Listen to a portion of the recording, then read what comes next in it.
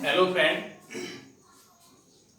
आज हम बात करेंगे मानक हाइड्रोजन इलेक्ट्रोड के बारे में। अब सबसे पहले अपन बात करें, एक टॉपिक आता है इलेक्ट्रोड विभव का मापन, कि किसी भी इलेक्ट्रोड का विभव अपन कैसे ज्ञात करें। यदि किसी इलेक्ट्रोड को उसके विलयन के संपर्क में रखा जाता है तो हम ये कहते हैं कि वहां पर इलेक्ट्रॉन का आदान प्रदान होता है, विभव की प्राप्ति होती है। लेकिन किसी विद्युत रासायनिक शेल में केवल एक इलेक्ट्रोड का विभव, किसी विद्युत रासायनिक शेल में किसी एक इलेक्ट्रोड का विभव आसानी से ज्ञात नहीं कर सकते, आसानी से नहीं मापा जा सकता। तो इसके लिए अपन ये कहते हैं कि किसी भी इलेक्ट्रोड का विभव काउंट करने के लिए कोई अन्य इलेक्ट्रोड, किसी भी एक इलेक्ट्रोड का विभव काउंट करने के लिए कोई अन्य इलेक्ट्रोड मानक के रूप में लिया जाता है। क्या कह रहे हैं अपन कि यदि किसी सेल में दो इलेक्ट्रोड लगे होते हैं तो हम ये चाहते हैं कि एक इलेक्ट्रोड का विभव अपन आराम से अलग या सेपरेट रूप से ज्ञात करना चाहें तो उस इलेक्ट्रोड का विभव आसानी से ज्ञात नहीं कर सकते। तो यहां से अपन क्या करते हैं कि एक इलेक्ट्रोड को दूसरे इलेक्ट्रोड के साथ जोड़ेंगे, पूरा सेल बनाएंगे, तो उनमें से एक इलेक्ट्रोड का विभव पहले से ज्ञात होगा या पहले से निर्धारित होगा, तो उसके आधार पर दूसरे इलेक्ट्रोड का विभव ज्ञात किया जा सकता है। तो किसी एक इलेक्ट्रोड का विभव काउंट करने के लिए, ज्ञात करने के लिए किसी दूसरे इलेक्ट्रोड को मानक के रूप में लिया जाता है। मतलब एक आधार, उसके आधार पर दूसरे इलेक्ट्रोड का विभव अपन ज्ञात कर सकते हैं। तो यहां पर ये कहते हैं कि किसी इलेक्ट्रोड का विभव ज्ञात करने के लिए मानक के रूप में किसको लिया जाता है? हाइड्रोजन को। मानक के रूप में हाइड्रोजन इलेक्ट्रोड को लिया जाता है तथा इसका विभव स्वेच्छा से कितना माना जाता है? ये लिया जाता है H2S प्लस 0.0 वोल्ट। स्वेच्छा से कितना निर्धारित अपन करते हैं? E0 H2S प्लस बराबर 0.0 वोल्ट। मतलब हाइड्रोजन का इलेक्ट्रोड विभव स्वेच्छा से शून्य माना जाता है। इसके आधार पर अन्य इलेक्ट्रोड का विभव आसानी से ज्ञात किया जा सकता है। तो यहां से अपन कह सकते हैं कि मानक हाइड्रोजन इलेक्ट्रोड क्या होता है कि वह इलेक्ट्रोड जिसके आधार पर किसी अन्य इलेक्ट्रोड का विभव ज्ञात कर सकते हैं, मापा जा सकता है, तो उस इलेक्ट्रोड को अपन क्या कहते हैं? मानक हाइड्रोजन इलेक्ट्रोड या सामान्य हाइड्रोजन इलेक्ट्रोड। इसको अपन क्या कहते हैं? SHE कहते हैं। SHE का मतलब होता है स्टैंडर्ड हाइड्रोजन इलेक्ट्रोड, मानक हाइड्रोजन इलेक्ट्रोड होता है। या इसको अपन क्या कहते हैं? NHE नॉर्मल हाइड्रोजन इलेक्ट्रोड, सामान्य हाइड्रोजन इलेक्ट्रोड। तो इसका विभव कितना अपन मानते हैं, कितना स्वेच्छा से निर्धारित करते हैं? वो होता है 0.0 वोल्ट। तो ये तो होता है मानक हाइड्रोजन इलेक्ट्रोड। अब यहां से बने कहते हैं इसके अतिरिक्त कुछ द्वितीय प्रकार के भी इलेक्ट्रोड विभव मानक के रूप में या संदर्भ के रूप में लिए जाते हैं। उनमें आता है द्वितीय प्रकार के, एक होता है सिल्वर क्लोराइड इलेक्ट्रोड होता है, कैलोमल इलेक्ट्रोड अपन कहते हैं। एक कैलोमल इलेक्ट्रोड भी होता है। सिल्वर क्लोराइड इलेक्ट्रोड अपन लेते हैं, एक कैलोमल इलेक्ट्रोड भी लेते हैं। बहुत सी बार क्वेश्चन ये पूछ लेते हैं कि हाइड्रोजन के अतिरिक्त कोई अन्य द्वितीय प्रकार का मानक इलेक्ट्रोड होता है क्या, कौन सा प्रयुक्त करते हैं? उसके लिए एग्जांपल आते हैं। कौन से इलेक्ट्रोड होते हैं? Calomel electrode, silver chloride electrode प्रयुक्त किए जाते हैं। तो ये तो हो जाता है मानक हाइड्रोजन इलेक्ट्रोड। उसके बाद अपन बात करेंगे कि जो मानक हाइड्रोजन इलेक्ट्रोड है उसकी संरचना और क्रियाविधि क्या होती है। जो मानक हाइड्रोजन इलेक्ट्रोड अपन ने लिया है उसकी संरचना के बारे में बात करेंगे और उसकी क्रियाविधि। तो यहां से अपन लिखेंगे क्या? SHE की संरचना। अगले पॉइंट में अपन बात करेंगे इसकी क्रियाविधि की। तो इसकी संरचना क्या होती है? एक पात्र लिया जाता है, इस पात्र में एक कांच की नलिका होती है, एक कांच की नलिका रखते हैं,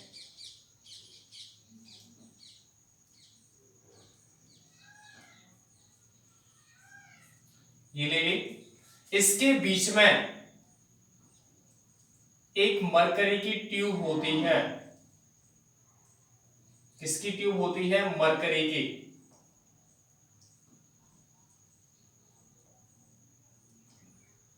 अब यहां से अपन कह सकते हैं इस मरकरी की ट्यूब के बीच में प्लेटिनम वायर उपस्थित होता है। क्या लेते हैं बीच में? क्या उपस्थित होता है? प्लेटिनम वायर, प्लेटिनम पत्र या प्लेटिनम वायर उपस्थित होता है, जो किससे अटैच होता है? प्लेटिनम पत्र से। उससे कौन जुड़ा होता है नीचे की तरफ? प्लेटिनम पत्र। ठीक है, ये क्या होता है? प्लेटिनम वायर होता है, तार। यहां से क्या प्रवाहित की जाती है? Hydrogen gas. ये जो ट्यूब है वो क्या होती है? कांच की नलिका। और ये जो ट्यूब है वो किसकी होती है? Mercury tube. यहां अपन कहते हैं कि ये जो विलयन होता है यहां पे, वो विलयन होता है किसका? HCl का। 1MHCl या इसको अपन 1NHCl भी कहते हैं। एक इकाई सांद्रता का HCl का विलयन यहां पे प्रयुक्त किया जाता है। अब सुन ले कि संरचना अपन कैसे निर्धारित कर रहे हैं कि मानक हाइड्रोजन इलेक्ट्रोड की संरचना में एक कांच की नलिका ली जाती है, जिसमें एक सिरे से हाइड्रोजन गैस प्रवाहित करते हैं।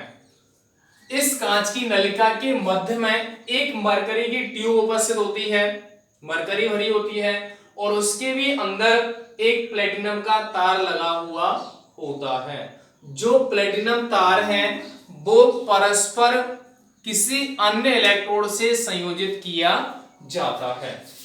इस प्लेटिनम तार से नीचे की ओर, प्लेटिनम तार से नीचे की ओर प्लेटिनम पत्र उपस्थित होता है। तो प्लेटिनम पत्र में क्या होता है? यहां प्लेटिनम को चूर्णित अवस्था में लिया जाता है, चूर्ण के रूप में लिया जाता है, क्योंकि अपन को पता है कि कोई भी गैस यदि धातु की सतह पर क्रिया करती है तो धातु सतह का क्षेत्रफल बढ़ने के साथ उसकी क्रियाशीलता भी क्या होती है? बढ़ती है। माना कि अपन कह रहे हैं कि एक छोटा सा लोहे का टुकड़ा है ऐसा, इसको अपन चूर्णित अवस्था में लेते तो बहुत सारा हो जाएगा, तो इसका सरफेस एरिया बढ़ेगा या घटेगा? इसका एरिया बढ़ जाएगा। इसका एरिया बढ़ेगा तो इस पे जो जमने वाली गैस है उसकी मात्रा भी क्या होगी? बढ़ेगी। तो क्रियाशीलता का मान क्या होगा? बढ़ जाएगा। इसलिए यहाँ पे प्लेटिनम को प्लेटिनम पत्र के रूप में लिया जाता है। आगे अपन बात करें कि यहां कि ये जो नलिका है या प्लेटिनम पत्र जो है वह इकाई सांद्रता युक्त HCl के विलयन में उपस्थित होता है। इकाई सांद्रता युक्त HCl के विलयन में उपस्थित होता है। तो यह किसकी संरचना है? मानक हाइड्रोजन इलेक्ट्रोड की। किसकी संरचना है? मानक हाइड्रोजन इलेक्ट्रोड की। अब आगे अपन बात करेंगे कि यहां जो क्रियाविधि किस प्रकार की होती है वो अपन सुन लें। दूसरा पॉइंट अपना क्या है इसमें? क्रियाविधि। क्रियाविधि में अपन सुनेंगे क्या क्या होता है कि यहां जो हाइड्रोजन इलेक्ट्रोड है वह एनोड की तरह भी कार्य करता है और कैथोड की तरह भी कार्य करता है, लेकिन एक सेल में या तो वो एनोड होगा या कैथोड होगा, क्योंकि उसमें दूसरा जो इलेक्ट्रोड है उसके सापेक्ष हाइड्रोजन की स्थिति परिवर्तित हो जाती है। इसके बाद इस इलेक्ट्रोड में जब हाइड्रोजन गैस प्रवाहित की जाती है तो यह जो गैस है वो प्लेटिनम पत्र पर अधिशोषित होती है और प्लेटिनम की सतह पर ही यह क्रिया करती है। यह प्लेटिनम की सतह पर ही क्या होती है, अधिशोषित होकर के वहां अभिक्रिया दर्शाती है। इसके अलावा ये जो विलयन है उसकी इकाई सांद्रता होती है, ताप 298 केल्विन होता है और दाब का मान कितना होता है, 1 बार। इस विलयन की सांद्रता इकाई होती है, दाब का मान 1 एटीएम या 1 बार होता है। इसके अलावा यहां जो ताप है वो 298 केल्विन लिया जाता है। अब ये जो कंडीशंस है वो किसके लिए है, मानक कंडीशन ली जाती है। यहाँ पे कैसी कंडीशन है, ये मानक। तो मैंने कहा है कि जो हाइड्रोजन है वो एनोड की तरह भी कार्य करता है, कैथोड की तरह भी कार्य करता है। तो इस पर ऑक्सीकरण क्रिया भी होती है और हाइड्रोजन या अपन कह सकते हैं ऑक्सीकरण क्रिया भी होती है और अपचयन अभिक्रिया भी संपन्न होती है। तो माना कि पहली कंडीशन अपन लें क्या, कि माना कि हाइड्रोजन एनोड के रूप में है, माना कि हाइड्रोजन किसके रूप में प्रयुक्त हो रही है, एनोड के रूप में। तो हमें ये पता है एनोड पर कौन सी क्रिया होती है, ऑक्सीकरण। कौन सी क्रिया होती है, ऑक्सीकरण। तो हाइड्रोजन का अगर ऑक्सीकरण होगा तो क्या बनेगा, तो हाइड्रोजन क्या करेगा, इलेक्ट्रॉन त्यागेगा 2s प्लस 2 इलेक्ट्रॉन, ऑक्सीकरण हो जाएगा। इसको अगर लिखेंगे, लिखने का तरीका क्या होता है, एनोड को लिखने में पहले क्या करते हैं, धातु, उसके बाद धातु आयन। तो यहां धातु तो नहीं है, केवल ये परमाणु उदासीन, तो क्या लिखेंगे यहां पे H2/H+। लेकिन यहां ध्यान रखा जाता है हाइड्रोजन को व्यक्त करने में कि हाइड्रोजन प्लेटिनम की सतह पर ही अभिक्रिया करता है, हाइड्रोजन प्लेटिनम की सतह पर ही अभिक्रिया करता है। तो इसके आगे प्लेटिनम लगाया जाता है। ये स्पेशल पॉइंट है कि यहाँ पे हाइड्रोजन से पहले प्लेटिनम क्यों लिखते हैं, क्योंकि हाइड्रोजन गैस है, वो धातु सतह पर क्रिया करता है और धातु सतह के रूप में यहाँ पर क्या लिया जाता है, प्लेटिनम। तो इसको व्यक्त किससे करेंगे, प्लेटिनम H2S+। तो ये किसके लिए स्थिति है, एनोड के रूप में। दूसरी स्थिति अपन लेंगे क्या, कैथोड के रूप में। किसके रूप में ले रहे हैं अपन, कैथोड। तो कैथोड अगर होता तो कौन सी अभिक्रिया होती है, रिडक्शन अपचयन। और अपचयन अगर अभिक्रिया है तो क्या लिखेंगे, 2s प्लस 2 इलेक्ट्रॉन, क्या बनेगा, H2।